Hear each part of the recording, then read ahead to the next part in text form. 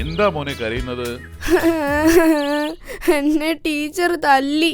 ഓ, ഇങ്ങനെ കരയുന്നത് കണ്ടാ തോന്നും നിനക്ക് ടീച്ചറുടെ കയ്യിൽ നിന്ന് തല്ല ആദ്യമായിട്ടാ കിട്ടുന്നതെന്ന്. ഇന്ന് ടീച്ചർ എന്നെ കൊറേ തല്ലി.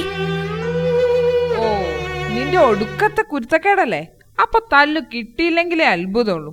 എന്തെങ്കിലും തർക്കുത്തരം പറഞ്ഞു കാണും. ഷോ, നീ അവനെ വെറുതെ വഴക്ക് പറയാതെ. അവൻ അറിഞ്ഞോണ്ട് ചെയ്തതായിരിക്കില്ല. അവൻ കൊച്ചുകുട്ടിയല്ലേ. ഞാൻ ഒന്നും മിണ്ടിയിട്ടില്ല. എന്നിട്ടും ആ ബിന്ദു ടീച്ചർ എന്നെ ഒരുപാട് തല്ലി. ജന്തു. എത്ര തല്ല് കിട്ടി? അത് കൃത്യമായി അറിയില്ല. അറിയില്ലെന്നോ?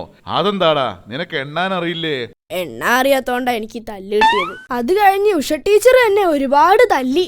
ഞാൻ പറഞ്ഞില്ലേ, ഇവൻ എന്തെങ്കിലും തർക്കുത്തരം പറഞ്ഞു കാണും. ഞാൻ ഒന്നും മിണ്ടിയിട്ടില്ല അച്ഛാ. എന്നിട്ടും ആ ഉഷ ടീച്ചർ എന്നെ തല്ലി. ഒന്നും മിണ്ടാതിരുന്നിട്ടും തല്ലുകയോ? എന്നാൽ അതൊന്നും ചോദിക്കണമല്ലോ. അച്ഛൻ ചോദിക്കാനൊന്നും പോണ്ട. ടീച്ചർ ഇതുപോലെ എന്നോടൊരു ചോദ്യം ചോദിച്ചപ്പോ ഞാൻ ഒന്നും മിണ്ടിയില്ല. അപ്പോഴാ എനിക്ക് തല്ല് കിട്ടിയത്. ആ ശരി ശരി, ഇനി ഇതൊന്നും ആവർത്തിക്കരുത്. പോയിരുന്ന് പഠിക്കാൻ നോക്ക്. നിങ്ങളാണ് ഇവനെ കൊഞ്ചിച്ച് വഷളാക്കുന്നത്.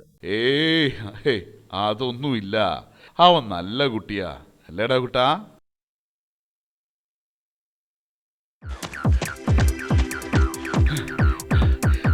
ചേട്ടാ, ആകെ പ്രശ്നമായി. എന്താ എന്താ ബാബു കാര്യം? അയ്യോ ചേട്ടാ, നമ്മുടെ ഡിൻഡുമോനില്ലേ, അവൻ എറിഞ്ഞ ഒരു കല്ല് അപ്പുറത്തെ വീട്ടിലെ ചിഞ്ചുവിന്റെ തലയ്ക്ക് കൊണ്ടു. ചിഞ്ചുവിനെ ഇപ്പൊ മെഡിക്കൽ കോളേജിൽ അഡ്മിറ്റ് ചെയ്ത് വരുന്ന വഴിയാ. കേട്ടില്ലേ നിങ്ങളുടെ പുന്നാരമോന്റെ സൽപ്രവൃത്തി? അതവൻ അറിഞ്ഞുകൊണ്ട് ചെയ്തതായിരിക്കില്ല. ഡിൻഡോ, ഒന്നിങ്ങ് വന്നേ. നീ ആ ചിഞ്ചുവിന്റെ തലയ്ക്ക് കല്ലെറിഞ്ഞോ? ഇല്ല അച്ഛാ, ഞാൻ സത്യമായിട്ടും എറിഞ്ഞില്ല.